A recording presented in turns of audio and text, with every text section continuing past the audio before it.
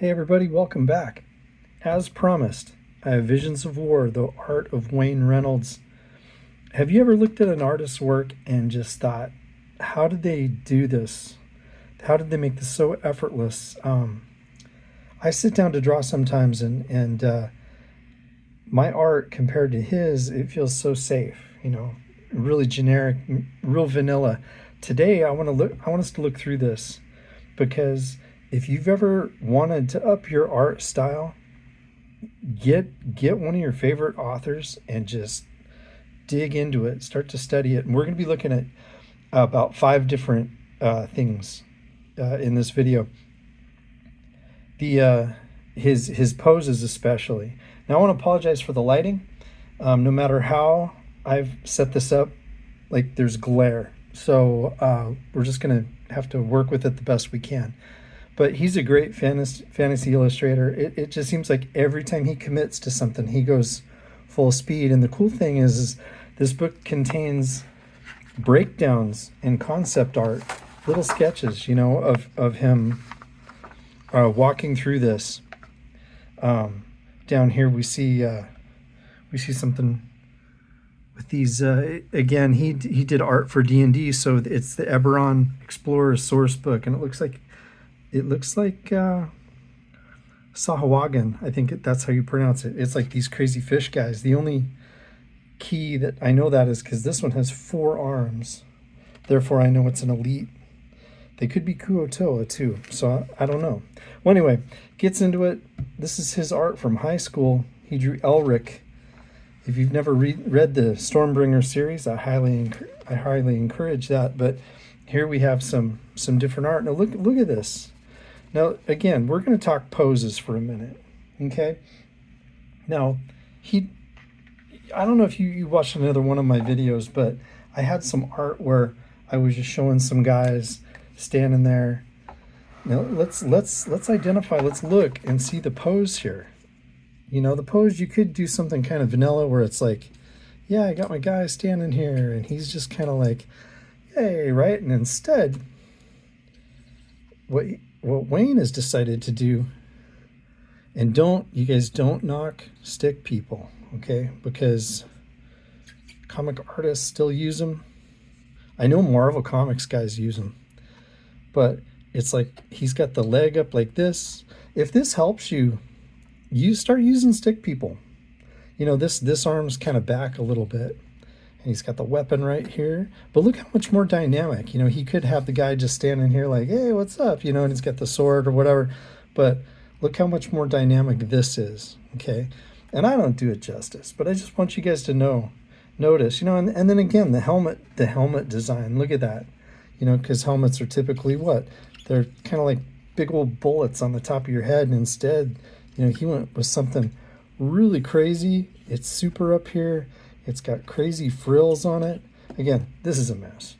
I'm throwing this away. But I just wanted to show you guys just crazy poses that he uses. He uses it like he doesn't make things symmetrical. Now look at this. We got some dark elf warrior. And again, the foreground, he uses like the foreshortening. It's like this is coming at you. Again, he's creeping into the room. One of the other great things that he uses, and again, some of this work goes back years. Like some of this stuff is over 25 years old. And you can just see as his art evolves, that's the encouraging thing, is even his work has gotten better. Because some of his stuff, like this is from 2002. And I look at it and I go, oh, yeah, that's pretty cool. But compared to this stuff later on, you guys, you can just see how even Mr. Reynolds gets better. And we got some comic book stuff that he did for Warhammer, I guess a Warhammer magazine. And again, he's using really good techniques here, exaggerating things. That's the second thing, is he's committed to exaggerating. Like, look, I'm gonna zoom in here for a minute. Look at this guy. Look at this lich guy here. He's just like towering over this guy, and it's pretty amazing. Just the crowd scenes. That's super cool. I remember one time I was challenged. I was challenged by friends. We all decided that we were going to do a comics page, and my comics page, I made all the mistakes. And you might ask yourself, well, what are the mistakes? Well, the mistakes look something like this. You basically, when you're drawing your guys, you're drawing them like hard profiles. So this guy, this is his profile basically. Okay, and then the other one is drawing guys who's, oh, that doesn't work. Drawing guys who it's you 100% straight ahead view of the person in the panel. I hope that makes sense. So it's like, here's his eyes and his little mouth. Okay, so you can basically see everything. I made all those mistakes, even though I knew about the 3/4 head turn, which is it looks more dynamic if you have his head kind of turned, and facial expressions. This is something that asymmetry. This arm looking all big and stuff, and this arm's in the background. Again, this is looking pretty terrible. So, hey, all right, cool. We'll give him a mohawk. Yeah, moving on. But it's pretty exciting. And you gotta, the best way to figure this stuff out, guys, is you gotta make those mistakes. You gotta get in there and figure it out. Now, I love this book too because he's got a lot of raw concept art. And these are gnomes, his little earth gnomes or whatever, bloodstone gnomes, and they're all squishy. He uses very sharp angles for the weapons and the armor. And, he doesn't use like the traditionally shaped weapons. He's got ones that they bend off to a side, or they're more like wedges as opposed to like these aquiline looking, amazing looking swords. And he doesn't use a square shield or a round shield. He uses something like a really weird shape here. It's just fantastic. A lot of complexity. That's our third thing. At the first glance, everything looks really chaotic, but what he does is he's got a system. He sticks with that system. He makes these guys. He makes their noses really huge. Their little bald heads are kind of angular. They're not, they're not smooth at all. And I notice he uses a lot of gritting teeth, which is which is really effective. It's super cool. Moving on. Some of these designs are just really great. There's little spikes. This is like a little earth creature right here. And then now let's go to the other extreme. So those were his gnomes, and now we're looking at his elves. They're really thin. She doesn't. Her hips are really thin upper body. They're just very long. He's using the length here of these people. Look at them. Look how just long the face is. Again, it's angles. He's known how to play the angles. And this is a 3/4 view, like I was trying to tell you guys before. This is the closest thing to a front on profile, but even we know that its head is turned a little bit. And look at this. Look at this guy, man. That's fantastic. See how skinny they are. So again, he's going in there. He's got some organization to his complexity. Okay. So there's some really, one of the things I really like about his work too is just rags and fabric. He doesn't make, he'll make fabric looking like, it's all torn up and stuff, versus there's some that looks real pristine, but again, the dark elves, that's their thing. He has a little note here. It says long pointy weapons. So even he knows, so we can see that he's organizing these things. Now, I don't know if you can see this. This is like a dwarf guy going up against a giant, but this is something that I spotted. It doesn't take much to figure some of this stuff out, but I want you to look at the shield and the axe that this dwarf is using, okay? And it's a shared symbol, or a shared, what do you call it? I'll just draw it. I'm trying to spit it out here, but we see his shield. It's kind of a kite looking, right? But if you look at his axe, It's very much the same. It's very much the same design. I mean, it's got the handle, and then it comes around like this, okay? And then it dips in, handle, He just needs to omit this and these lines, and look at that. Look, see, I mean, there's this continuity that's just, it's really brilliant. It's really brilliant. So, and again, the skin and everything, these guys are going nuts. Look at that. Dude's coming from back here. And again, the foreshortening, that spear, it looks like that spear's coming right at the guy. You know, he makes his head further back. So that's really, really something. Now I am skipping pages. World of Warcraft. This is really beautiful because I want to show you guys too. That, you know, here's his rough. So let's go in. Let's look at this guy down here. He looks like a ranger. Oh wow, sorry. So this guy, he's booking it. Look at the facial expression though. Look at that. He's like he's definitely exerting himself. He's just like, you know, you can picture him running through the woods, and he's exerting himself. And the way he draws his animals too, they're beautiful. They're so amazing. But here we got that, okay, and we see all this detail. Now I love this so much because look at the difference, you guys. Look at the difference when you have the rough idea, or basically this is his finished concept of how it's going to look. And then over here we scooch it over a little bit, and then there's the color. Now he changed a few things up a little bit, like the angle of his head is up as opposed to it was more straight. The ears are a little bit more separate. And the cool thing, color sometimes brings things out, and sometimes color, it mutes detail. And I think having a book like this, it's really great. Let's compare the next one. So we got this gal here. She looks like she's some kind of druid. You know, she's got, look at the animals though, you guys. I mean, these are, you know, for drawing his crazy fantasy art, his animals look very real, very authentic. Okay, she's carrying the like stone looking weapons over here. And this looks like a wand maybe over here. But the way it's done is it's oh, he changed it up. Okay, this is like a knife with a skull on it, right? But if you scooch it over and you look at the end result, he kept the axe or the hammer kind of the same, but look at this. He got rid of the point. He decided, hey, what if I make this a wand? Or maybe I have it go in a different direction. And he added a snake. There wasn't a snake here. And I didn't know what the heck that was, but look at this.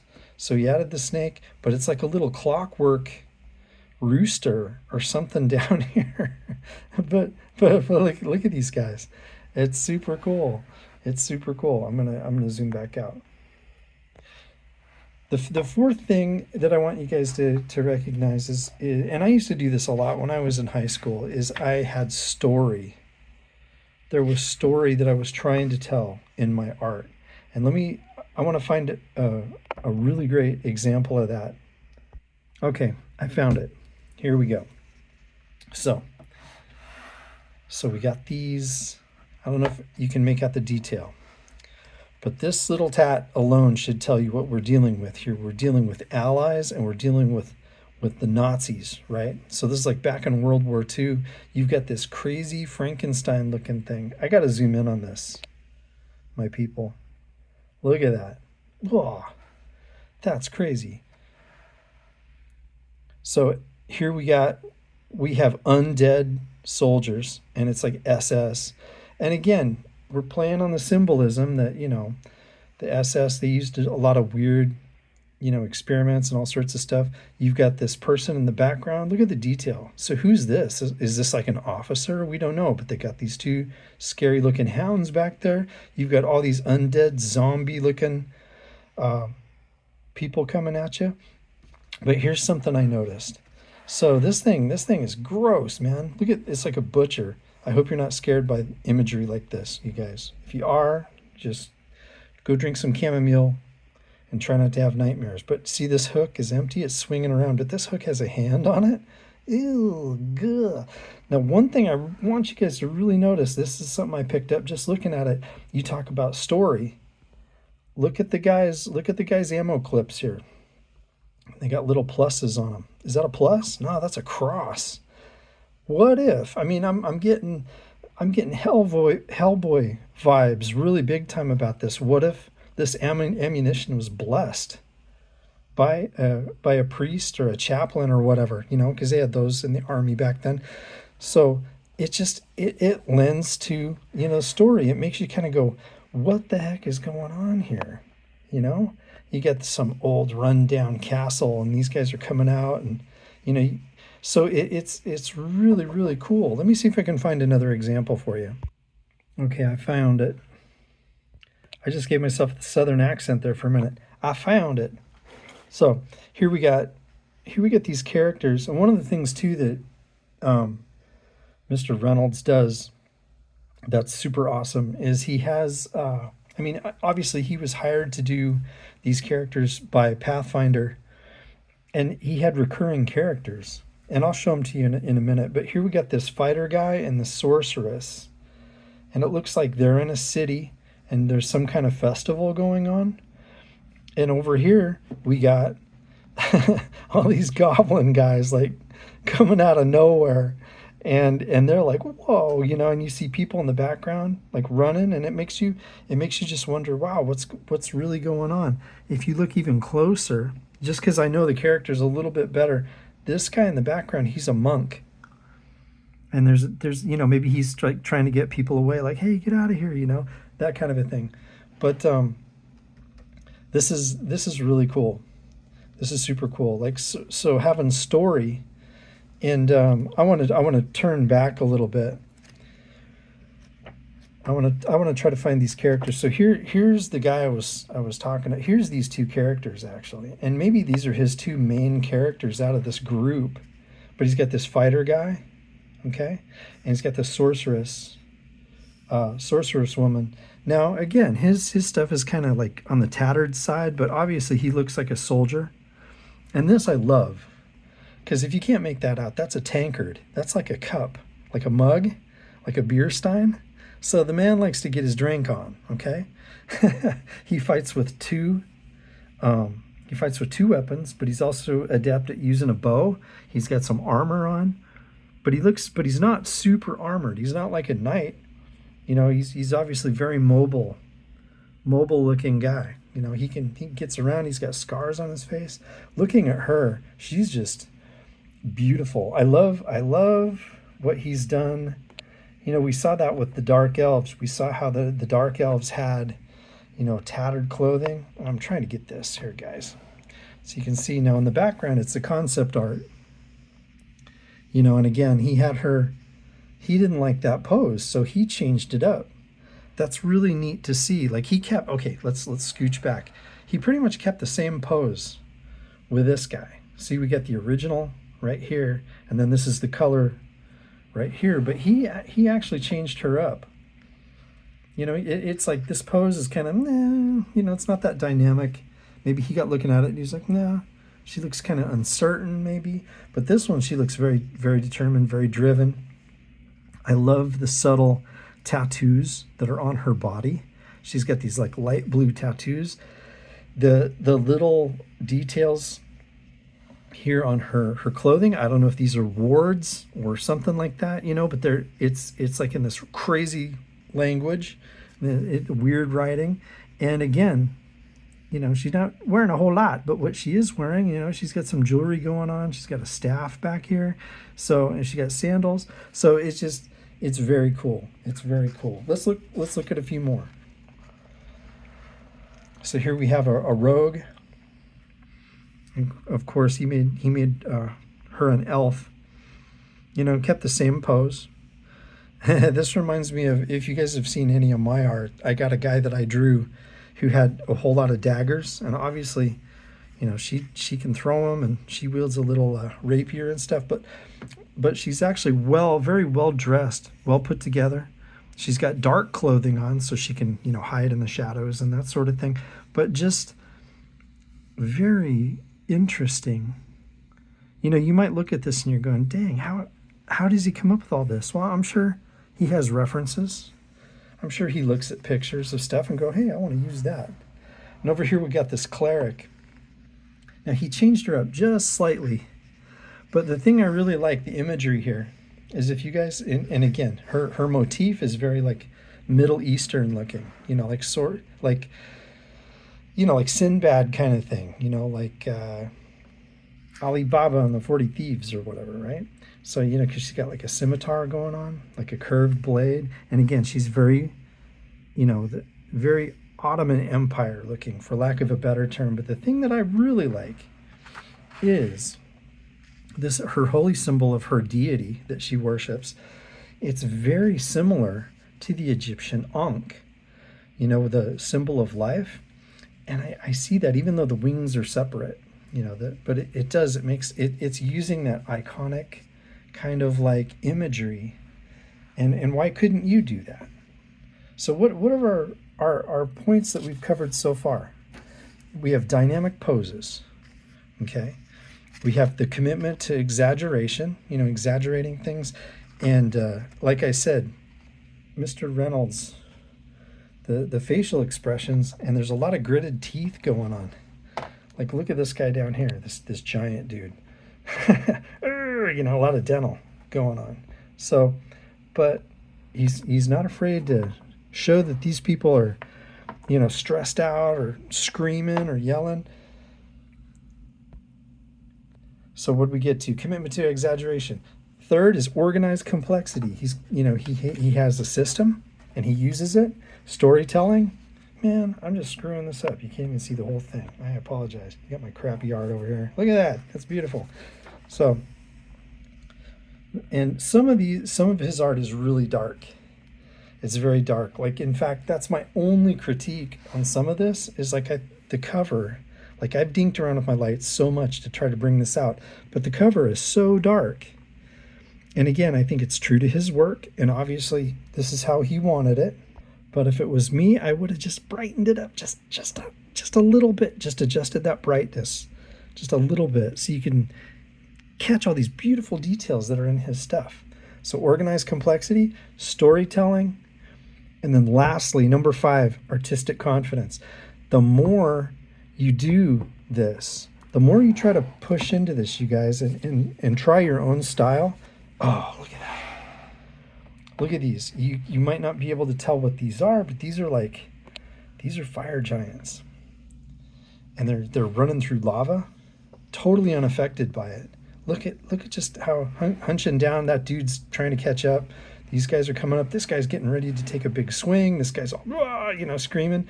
Look at this over here. We got the party, and they're like, whoa. And these guys are ready to do some damage. But the biggest lesson I took from this, it didn't have anything to do with expressions or drawing armor or anything like that. It has to do with the fact that when you get on the page, don't second guess yourself. Just go for it. Just go for it. And if you need to draw the same image multiple times to get it, then do it. So I want to show you guys, it doesn't matter if every decision is perfect or not. We're not going for perfection because that is the enemy of good, right? So that doesn't matter. It's just being confident and keeping that energy. But I want to show you something. Okay, so we got this cool image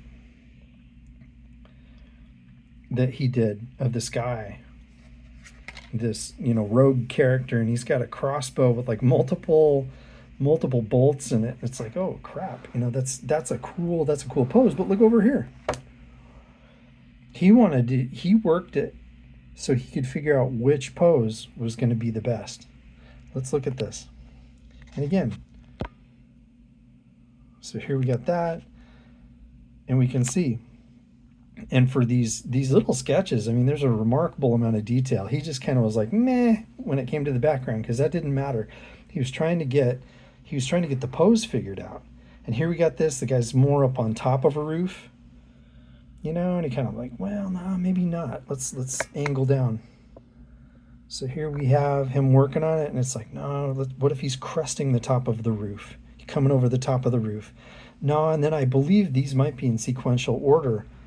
And then he came to this one and he goes, yeah, But he left himself notes, move this one right. So it's like he wants to angle it, and which he did. Okay, so look at that one more time. So again, let's look at this. And you kind of you might miss the detail, because see over here, you see his hand. Like, it's easy to miss. I don't want to mess with my camera, guys. So that's why I'm just scooting the book. But see, like, because that's closer to you, right? So it's going to be larger. And his face is a little bit further back. But look at that. Isn't that cool? The guy's got his studded leather on.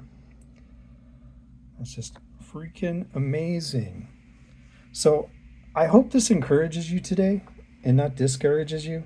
Again, there's a lot of other pictures we could spend time looking at. But what I want to do is I want to encourage you, because the same thing that comes out of my mouth to encourage you, these are the kind of things I need to encourage myself with.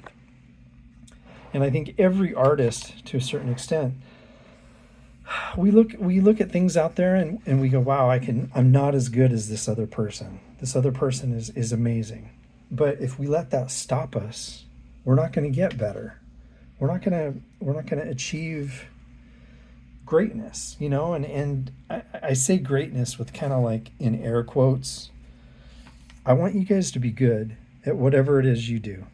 I want to encourage you, because I know that there's been times where I've been like, man, I've been so discouraged. I didn't even do a YouTube channel for a long time. I was just like, what, forget it. But the thing I want you guys to do is think about this, and what's one takeaway you could get from today that really resonates with you. Oh, I think we're going to end it here. But here's his characters again. And the thing I love too about him is, I don't know if you guys have tried to make recurring characters or make the same character. He really does a good job at doing this. So here's our fighter with the mug, right? Okay, there's that cleric. Over here we got this wizard guy that we never looked into too much, and over here we got the rogue. So, but look at the pose and the story. Obviously, these guys all know each other. You might want to ask yourself, just from the details, like, wow, what is going on? What are they facing? What are they fighting? And again, we have the finished work, but just remember, every awesome piece of finished work, it was originally just a drawing. Look at that. That's pretty amazing. So what's your next project? What's your next masterpiece going to be? I hope you enjoyed this. I know this wasn't an exhaustive look at the book, but maybe we'll do that another time. I kind of wanted to get into some how to punch up your art.